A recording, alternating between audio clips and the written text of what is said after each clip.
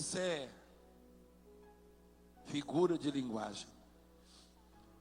Me ponho de joelhos.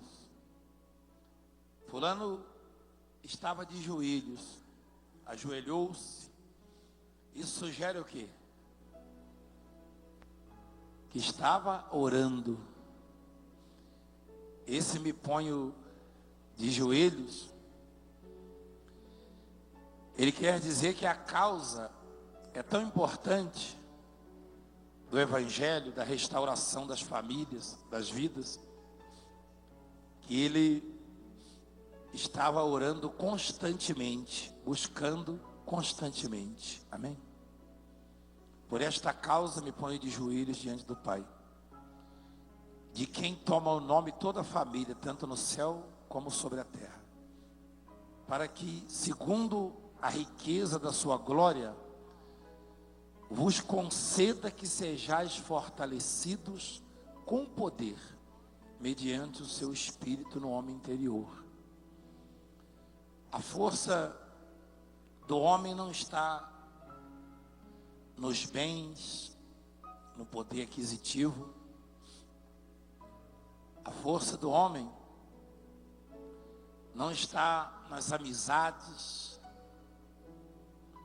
ou no conhecimento, no nível intelectual, não. A força do homem está no poder de Deus, que é o Espírito Santo. Escuta a palavra de Deus, por favor. Por favor. Lá em Jeremias, no capítulo 9, versículo 23, se eu não me engano, a palavra diz assim, que o forte não deve se gloriar na sua força, nem o rico nas suas riquezas. Olha lá. Não se glorie o sábio na sua sabedoria, nem o forte na sua força, nem o rico nas suas riquezas.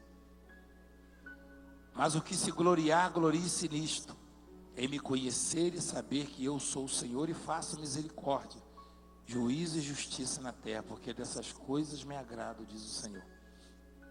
Ninguém deve se gloriar no que conquistou, no que possui, tá? No que conheceu neste mundo, não. Ninguém deve se gloriar, eu sou amigo de alguém muito importante. E a gente sempre ouve isso. Você já ouviu isso várias vezes. Sempre tem alguém se gloriando, eu sou amigo do presidente. Eu conheci um essa semana que falou assim, eu sou amigo do vice-presidente.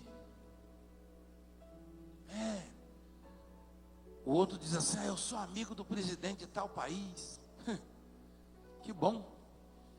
O povo lá do Egito era muito amigo de Faraó. O Faraó morreu, o povo ficou na mão.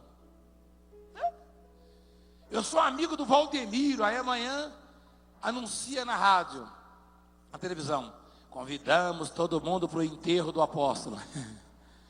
E aí? E aí? Então, não se glorie nas conquistas, no conhecimento do mundo, mas se glorie em conhecer a Deus. E o Paulo disse, o Espírito Santo através dele. Mostra lá, Efésios 3,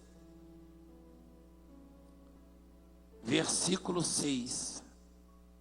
Para que segundo a riqueza da sua glória, vos conceda que sejais fortalecidos com o quê? Com poder mediante o seu Espírito no homem interior. Você vê o homem interior? Sim ou não? Claro que não. Como é que você vai ver o interior do homem? Hã? Como é que você vai ver o interior do homem? Ninguém vê. Você só vê o exterior. Você só vê o que os seus olhos físicos permitem.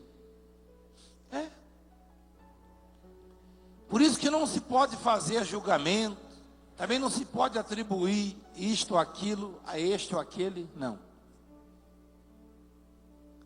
Porque só quem vê o interior é Deus. A força do homem interior, que é o poder de Deus, vem através da conduta,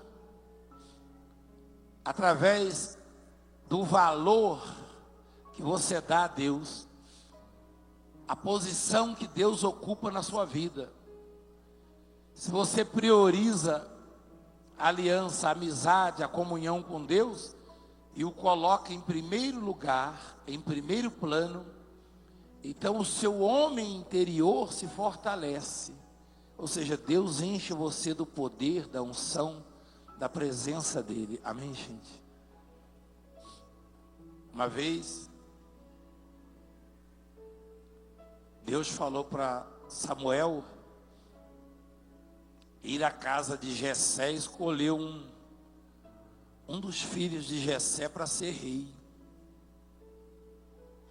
E Jessé tinha vários filhos, um mais robusto, mais bonito que o outro, mas tinha um que era miudinho, que aparentemente ninguém dizia que ele ia ser um rei. Quando você fala num rei, você pensa em alguém bonito, alinhado, um modelo. E Jessé tinha vários filhos que ajudavam a administrar a empresa dele. E tinha um outro que ele quase não se lembrava dele, porque vivia mais nos campos, cuidando das ovelhas. Quer dizer, se fosse escolher pelo homem exterior, o mais velho teria sido escolhido, ou um outro. Mas Deus olha o interior.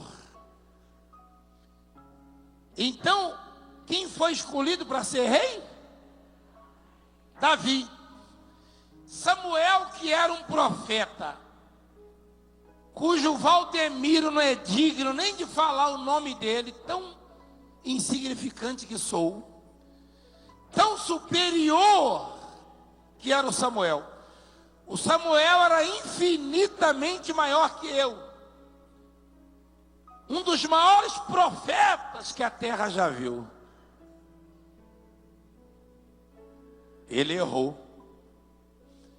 Ele bateu o olho e viu o bonitão, o fortão, bombado. E ele falou: esse é o rei, uma coroa. Só falta uma coroa. Aí o bonitão sorriu: ó, sou eu mesmo. Coitado do bonitão. Aí Deus falou: Samuel, mostra lá. Não atente, olha só. Não atente para a sua aparência, nem para a sua altura. Ó, por que Deus falou isso para Samuel? Para a sua altura, quer dizer que o sujeito era? Porque eu rejeitei, porque o Senhor não vê como vê o homem. O homem vê o exterior, porém o Senhor, o interior, o coração. Quer dizer que o Davi, ele tinha no homem interior a força de quê? Do poder de Deus. Quando alguém tem a força do poder de Deus, não interessa que julgamento que o mundo faça de você, se as pessoas não esperam nada de você, se você tiver, levar consigo a força do poder de Deus, você chega aonde você quer. Amém? Aonde você quer. Então o Davi, ele foi até esquecido, né? Samuel falou: só pode ser aquele ali. Deus falou: não olha não, Samuel, para a altura do sujeito não. Não, isso aí é para você. Eu vejo o interior, o coração. Aí foi passando filho por filho. Aí Samuel: você não tem mais nenhum não? Aí Jessé: tem o Davi. Chama lá o Davi. Aí chamou o Davi. Aí lá vem o Davi catando os carrapichos. Você sabe o que é carrapicho? Sabe nada? Quem sabe o que é carrapicho? É um negócio que gruda na roupa da gente, umas bolinhas cheias de espinho. Meu cabelo é muito ruim. Lá na roça, quanto pior é o cabelo, mais agarra carrapicho, sabia? Parece um velcro. Eu sofri com esse negócio de carrapicho. Não adianta pentear, não. Quebrava era o dente do pente. Quebrava, mas o pente também era de má qualidade, minha filha. Que de plástico é negócio.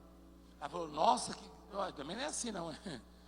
Quebrava porque o pente não era bom, ué. Aí, eu tinha que tirar os carrapichos. O Davi, ele, tadinho, chamaram o Davi, chama lá o Davi. Aí já vem o Davizinho lá. Você me chamou, pai? Chamei, Davi.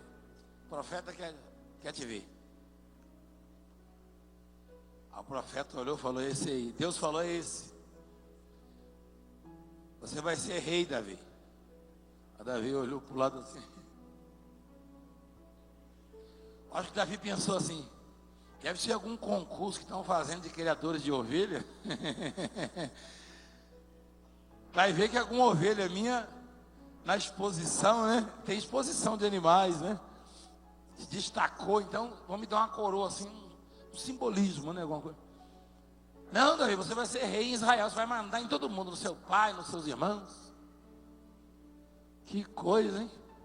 É a força de Deus no homem interior. Amém, gente? É. Então o Paulo falou assim. Mostra lá. Assim, não, mostra, volta no 16.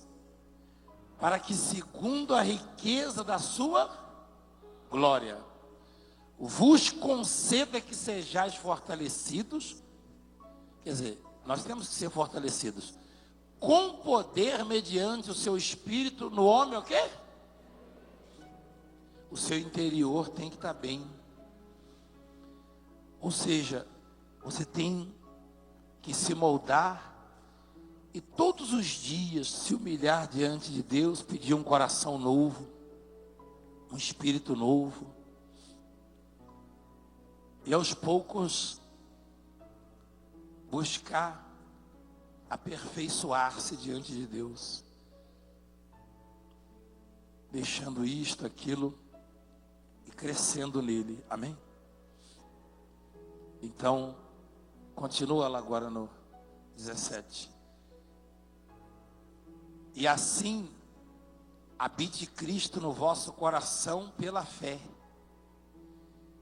estando vós arraigados e alicerçados em amor.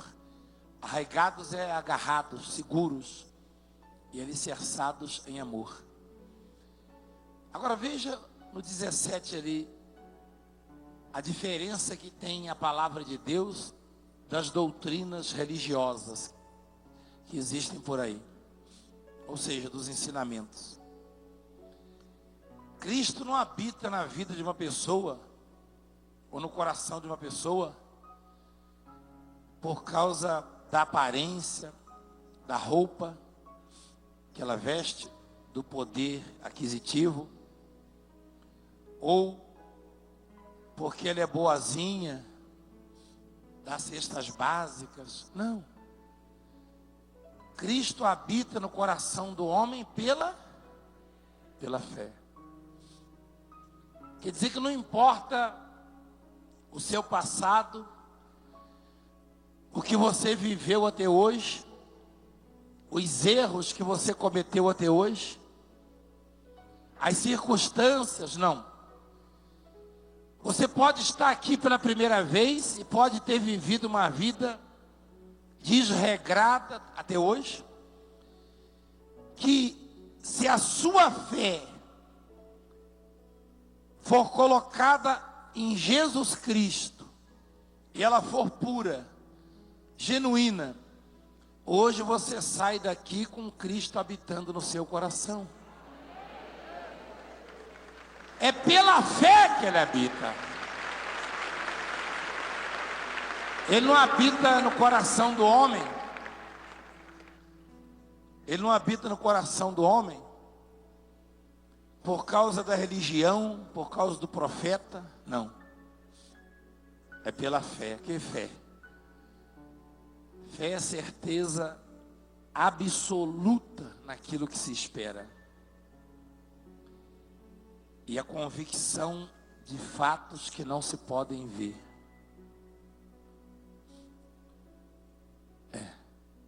Nosso programa é transmitido ao vivo lá em Portugal. E quando nós falamos fatos, o português dá risada. Não se diz fato. Fato é eterno, é paletó. Lá em Portugal, facto. De facto e de verdade, eles dizem. Então, veja bem. Quando alguém diz, você não pode ser abençoado porque você é isso, você é aquilo, você fez aquilo, aquilo outro. Eu não sei se você está conseguindo me entender. Você não depende de circunstâncias, você não depende desse ou daquele homem para Cristo habitar na sua vida. Não. Você não depende de estar com sapato novo, roupa nova, carro novo. Não. Tem muita igreja que ensina tanta coisa errada para as pessoas. Você pode estar um trapo. Você pode ter chegado aos frangalhos aqui. Se você crê que Cristo está aqui e te perdoa de todos os pecados, hoje Ele sai e vai embora com você para casa, para sua casa. E muda a sua história. É isso. Veja lá. Você que está em casa, você que está num presídio, no hospital, você que está me acompanhando em algum lugar e alguém já te condenou. A sociedade já te condenou. Condenou. A justiça desse mundo te condenou. Mas se você tiver fé, saiba que o que traz Cristo para a nossa vida é a nossa fé. Ele habita em nós pela fé. Você não pode duvidar. Não. Você tem que ter fé nele. Amém? É isso. Lembra que daquela mensagem que Jesus falou: tende fé em Deus. Porque se tiverdes fé e não duvidardes, direis ao monte: ergue-te e lança-te no mar. E crer no coração que se fará o que diz, então tudo que disser será o quê? Feito. Olha lá. Tende fé em Deus. Versículo 22. Isso aí, todos são colocados em igualdade de condições. Ninguém pode reclamar. Eu já vi muita gente reclamar, não sei o que é para rico. Isso é um absurdo. Aquilo lá é para rico. Aquilo outro lá é para a classe média, o pobre não tem acesso. Deus é tão justo que condicionou assim, determinou assim, estabeleceu que Cristo não habita no coração do homem pelo grau de conhecimento, pelo nível intelectual, não. Ele habita pela fé, porque o pobre pode ter fé, o rico pode ter fé, o sujeito pode estar lá na UTI que ele pode ter fé, o que está lá na cadeia pode ter. Então, o rico, o pobre, o miserável, o mendigo, todo mundo tem acesso a Cristo. Cristo não é para rico ou para pobre, é para aquele que tem fé. Igualdade de condições. Eu fiz parte do ministério que quiseram tolir a minha fé. Uma vez o líder falou para mim assim, que eu não podia trabalhar em determinadas regiões, por causa do racismo e do meu nível intelectual, meu grau de instrução.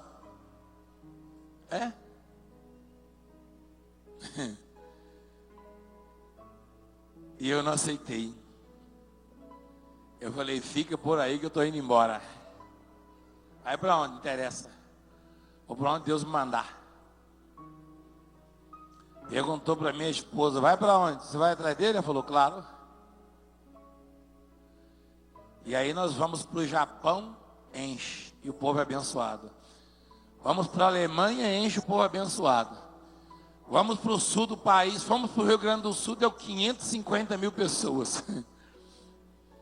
Aqui em São Paulo é desse jeito, no Rio. Eu falei, fica por aí, porque Cristo habita no meu coração pela... Aí eu quero ver. Imagina se fosse pelo diploma, pela carteirinha. Vou dar uma carteirada em Deus. Senhor, olha a minha carteira aqui, ó. Tem que habitar em mim, olha a minha carteira. É ruim, hein? Eu quero ver. Você conhece alguma igreja que enche mais do que essa? Não. E pessoas de todos os níveis sociais. Né? Por quê? Porque você não vem atrás de mim. Você não vem atrás do meu conhecimento, não. A sua fé te moveu até aqui porque você percebe Cristo nesse lugar. É isto.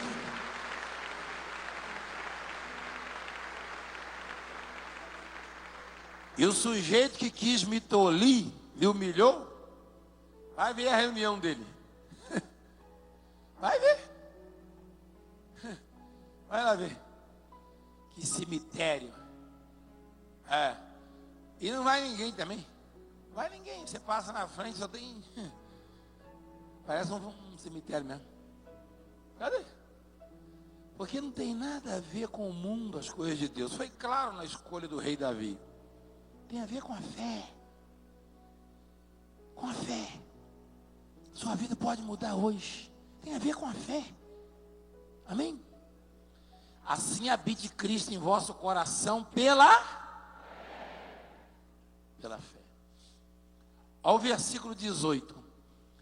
A fim de poderdes compreender com todos os santos.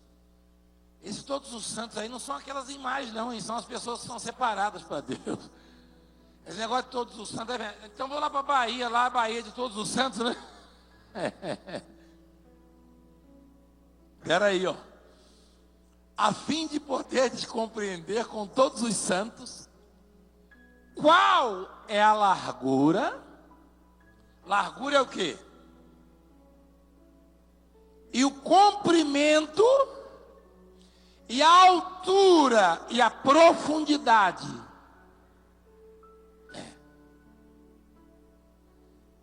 E conhecer o amor de Cristo que excede todo entendimento, para que sejais tomados de toda a plenitude de Deus.